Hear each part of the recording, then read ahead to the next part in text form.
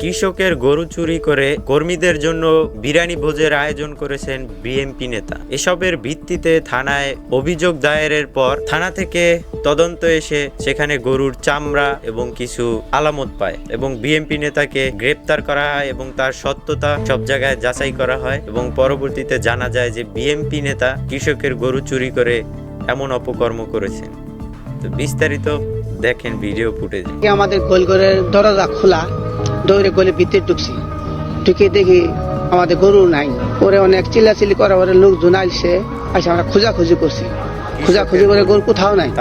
পরে বাজারে ঢুকছি, ঢুকে দেখি মুক্তা চৌধুরীর বাড়িতে অনেক লোকজন, কুড়ালের কুবর শোনা যায়। তো তুমি কাটা করা বেড়া, আমি বেড়া ফাঁক করে দেখি ওখানে গরু কাটতাছে। গরু মুক্তা চৌধুরী কাইরা নিজে জো করছে শুনলাম। শোনার পরে কষাই দর্শি করলে মুক্তা চৌধুরী নিজে জো হচ্ছে।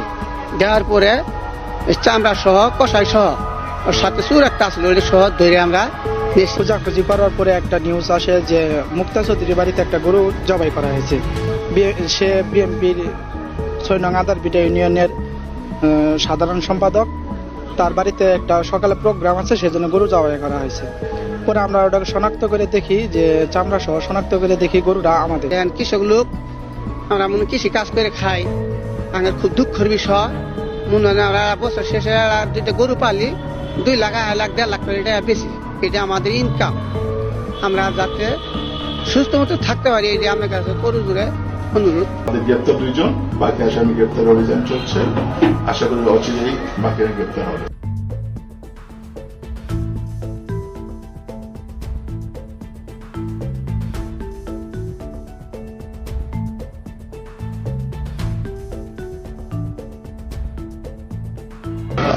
ছয় নং আদারবিটা ইউনিয়নের আমাদের বিএনপির সাধারণ সম্পাদক মাহমুদুল হাসান মুক্তার বিষয়টা আমরা ইতিমধ্যে জেনেছি।